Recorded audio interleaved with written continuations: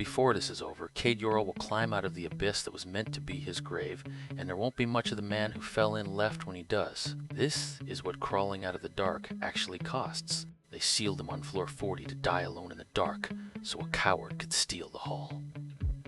They were wrong about the dying. Something woke in him when he ate the thing meant to eat him. A voice with no body, ancient and patient. The gaunt. A dead god riding in the back of his skull. To climb, he had to feed. Every floor of the abyss was a deeper monster, and every monster was a meal, and a power he could take into himself. He killed it the only way that mattered now. He devoured it, and its strength grafted onto his bone and sinew, rewriting themselves into something that was a little less Kade each time. That was the price the recaps never mention. Devour and graft is not free. Each feast spread the dark a little further through him. The gaunt called it becoming. Kade called it the spread, and he watched it crawl up his veins like frost. And always the voice. Climb if you must, the gaunt whispered. But the real feast is below. The bottom of the abyss is calling, and it wants you home. Kade kept climbing up. Up was where the men who left him here lived. Up was where Ren was, still thinking him dead. The abyss could call all it liked. He had a list. On the next floor up, he found something the dark had not yet finished. A man.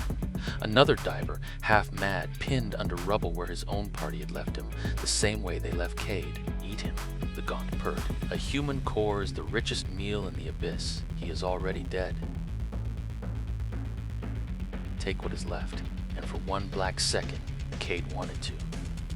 That was the most frightening thing of all. How much of him already agreed. Then he reached down with the clawed hand and lifted the rubble off the man instead. Doss stared at the half-monster who had every reason and every hunger to eat him, and had not. A line, then. One Kade would not cross yet. The gaunt went very quiet. And that quiet was somehow worse. Doss knew the floors. Kade knew how to kill what lived on them. Two dead men the abyss forgot, climbing together toward the light. One for revenge. One just to see the sky again. Far above, under a real sky, Ren Calder was not mourning. She was hunting. She had Kade's dive log, and it did not match a single word of the story Vance Krail told the guild about how her partner died. She walked into the guild hall of the man who sealed her partner in the dark, smiling, asking the wrong questions on purpose, while a knife waited in her sleeve. She had no idea he was already climbing toward her. And there, on a gilded wall of the guild hall, hung the proof. A record-deep monster core, Kade's hall, mounted like a trophy under the name of the coward who stole it. Vance Krail, deep below. Kade felt it the moment Ren stepped into Vance's hall, the way the changed always feel, the people they still love in danger. The climb stopped being patient. He fed faster now, recklessly. Floor after floor, feast after feast, each one buying speed and strength and costing him another inch of the spread, another piece of the man Ren remembered. Good, the gaunt breathed, delighted. Hurry, burn through what is left of you.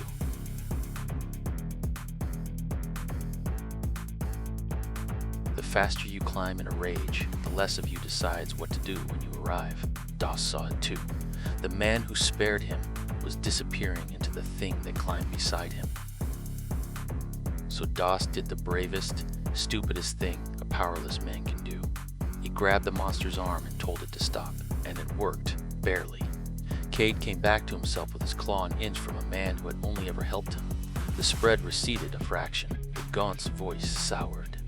The line held this time. Climb angry and arrive a monster, and the men who betrayed him win twice. They took his life, and they made him into something Ren would have to put down. So he made himself slow. He made himself stay Kade. Above them, the light of the surface floors grew close enough to ache, and below them, the bottom of the abyss, called louder, furious now, because its meal was getting away. In the guild hall, Ren slid the knife free behind a curtain and waited for Vance Krail to be alone. She thought she was there to avenge a dead man. She was about to learn how wrong everyone had been. About the dying, she did not have to.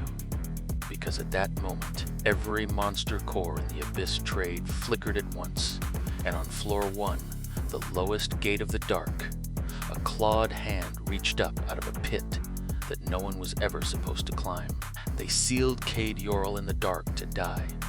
3 of them, and the dark sent him back, hungry and changed and patient, with their names carved behind his teeth.